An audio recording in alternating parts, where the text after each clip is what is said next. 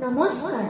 আবৃত্তি কৰিব লৈছোঁ সাহিত্যাচাৰ্য মৃতদেৱ মহন্ত দ্বাৰা ৰচিত কবিতা শিশু আৰু বসন্ত। শিশু আৰু বসন্ত। অ বসন্ত, অ বসন্ত, কোচত সেয়া কি? ৰঙা নীলা ফুলৰ মালা লৈ আহিছোঁ সি। পিন্ধাই দেচোন লতাৰ খোপাত, কুঁহি পাতৰ কোমল থোপাত, চাওঁ আমি চকু ভৰি ৰূপ ছবিটি। অ বসন্ত, অ বসন্ত, সজাত সেয়া কি? মিঠা মাতৰ মৌহৰুৱা কুলি কেতেকী।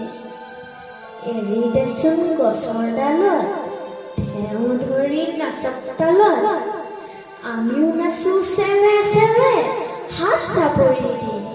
ধন্যবাদ।